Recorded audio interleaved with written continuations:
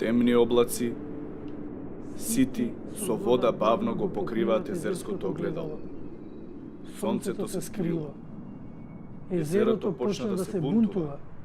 Ветрот разгневен ме шиба по образите, нижам зборови за саканата дама.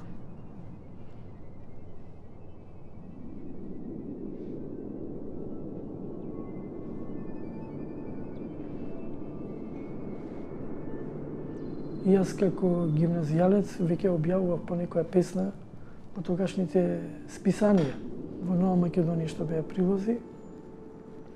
И така почнав и со поезија да се бавам, да објавувам, да настапуваме.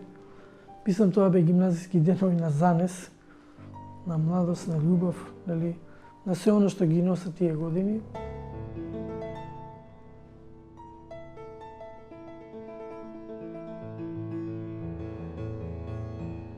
Покрај мојот професионален ангажман, којката дневно е од 7 наутро до 3 поручек, покрај вака напорната работа, големите ангажмани, стресна професија, сепак да се посветам на пишувањето и тогаш ми е еден друг свет и тогаш едноставно барам духовен вентил за изразување на она што размислувам за светот, за она што ни се случува како луѓе и да се тргнам од секојдневните дневни проблеми.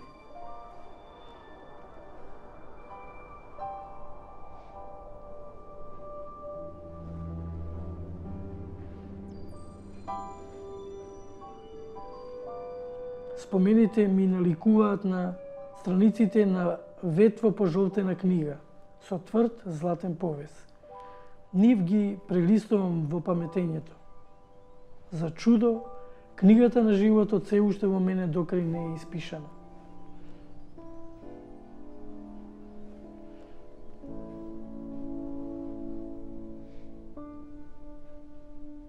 Мајка ми Елена и татко ми Мичо беа прогонети од Грција за време по граѓанската војна 1946-49 година, па така се најдов како многу илјади македонци и грци во тогашните источни земји, односно на источниот блок Полска, Чешка, Русија, Ташкент и така натака. Така да 1956 година ние доаѓаме во Југославија, односно во Македонија, поточно во Скопје. Се вршеше испитување на моите родители во затворот Идризово, каде што имаше прифатилиште за наши македонци од источниот блок. И потоа моите родители со нас ни дадоа место на живење во Битпазар. Тоа се тогашни, како да ги наречам, анови, каде што наши македонци веќе државата ги прифаќаше и ги изгрижуваше.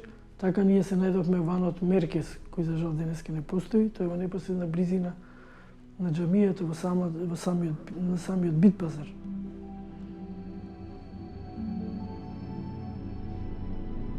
Низиниот искрен љубовен прекор. Вулкан разгоре во мојата душа.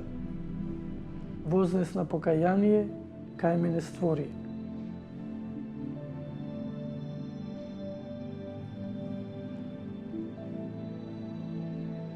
Жената во животот на човек представува нешто што е најблиску дел од сопствениот живот, но многу значи тоа жената да представува инспирација. За мене мајка ми Елена бе светица и таа секогаш ќе ми остане не само длабоко сеќавање, пример кој што сакам секогаш да го следам како и родител сега и како човек.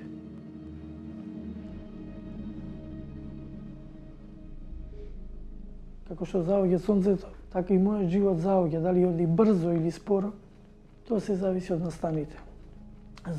Се знае кога ќе го погнеш сонцето, кога заоѓа, тоа многу брзо заоѓа. А кога е млад човек, тоа сонцето многу споро се подкреван или и тоа животот е полно со многу настани, многу чувства. И мислам дека човек не треба да живее само биолошки. Нели, на 64 години треба да оди во пензија и со тоа да заврши човековиот век на ангажирање, на живење, на размислување. Туку мислам дека доколку ме држи здравието и од Господ дадено здравие и памет, знам дека цело време овој ритам на работење ќе го имам. Не мора професионалниот дел. Во однос на нешто да пишувам, јавно да публикувам, бидејќи пишаниот збор значи и светлост, светлина. Тој збор практично значи спомен, а практично човек што не пишува, што не твори така натака се заборава.